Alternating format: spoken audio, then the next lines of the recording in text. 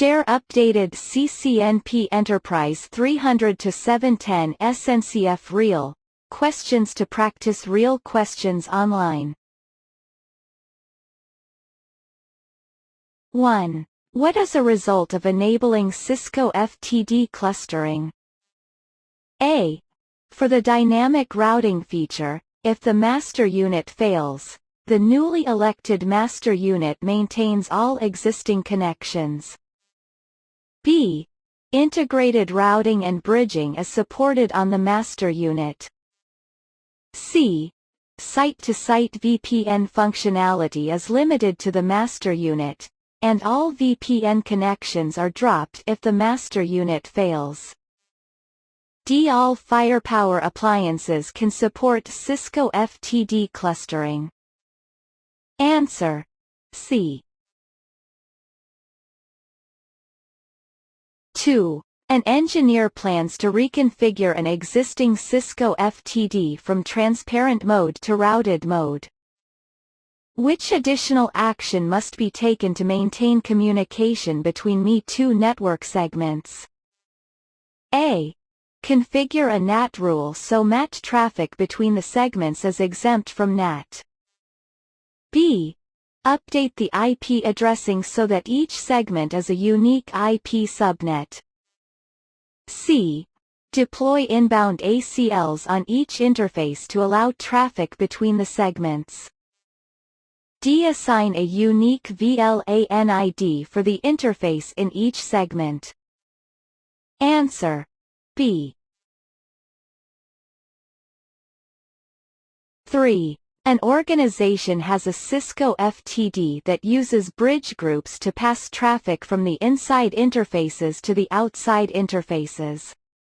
They are unable to gather information about neighboring Cisco devices or use multicast in their environment. What must be done to resolve this issue? A. Create a firewall rule to allow CDP traffic. B. Create a bridge group with the firewall interfaces. C. Change the firewall mode to transparent.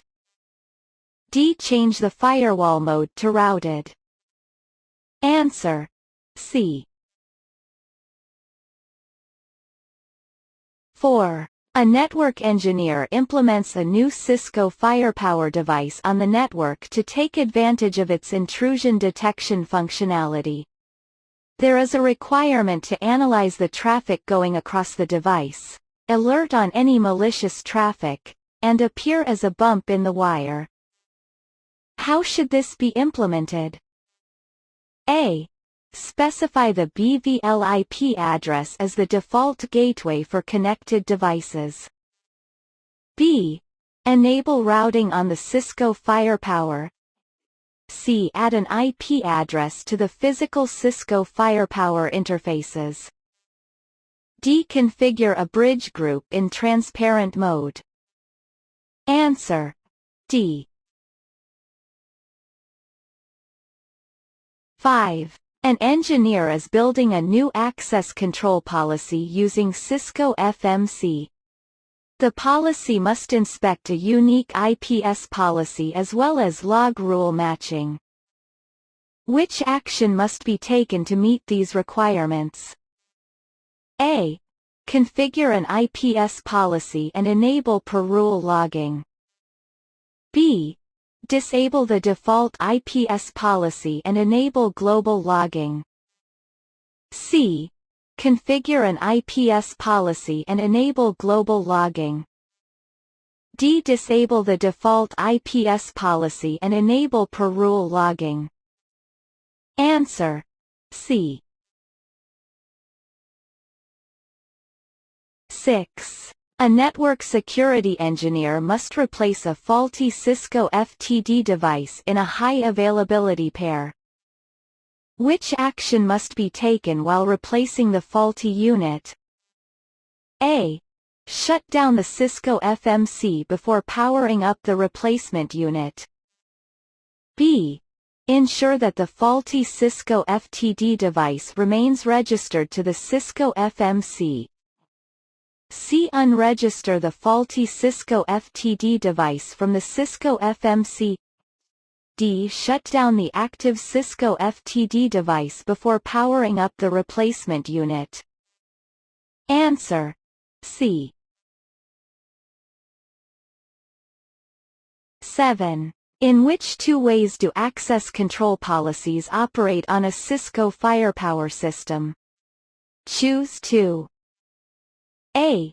Traffic inspection can be interrupted temporarily when configuration changes are deployed.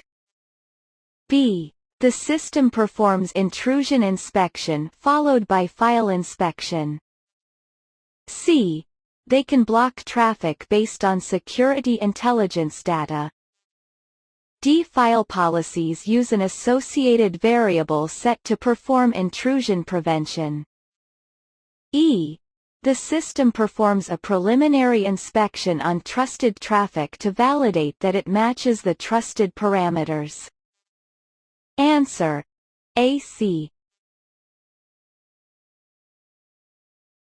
8. An organization does not want to use the default Cisco Firepower block page when blocking HTTP traffic. The organization wants to include information about its policies and procedures to help educate the users whenever a block occurs. Which two steps must be taken to meet these requirements? Choose 2. A. Modify the system-provided block page result using Python. B. Create HTML code with the information for the policies and procedures. C. Edit the HTTP request handling in the access control policy to customized block.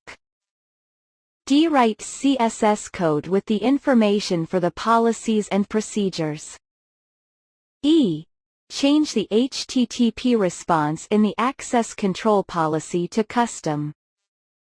Answer: B. E. 9. An organization has implemented Cisco Firepower without IPS capabilities and now wants to enable inspection for their traffic. They need to be able to detect protocol anomalies and utilize the snort rule sets to detect malicious behavior. How is this accomplished? A. Modify the access control policy to redirect interesting traffic to the engine. B. Modify the network discovery policy to detect new hosts to inspect. C. Modify the network analysis policy to process the packets for inspection. D. Modify the intrusion policy to determine the minimum severity of an event to inspect. Answer: D. 10. An organization wants to secure traffic from their branch office to the headquarter building using Cisco Firepower devices. They want to ensure that their Cisco Firepower devices are not wasting resources on inspecting the VPN traffic. What must be done to meet these requirements? A. Configure the Cisco Firepower devices to ignore the VPN traffic using pre-filter policies. B. Enable a FlexConfig policy to reclassify VPN traffic so that it no longer appears as interesting traffic. C. Configure the Cisco Firepower devices to bypass the access control policies for VPN traffic. D. Tune the intrusion policies in order to allow the VPN traffic through without inspection. Answer: C.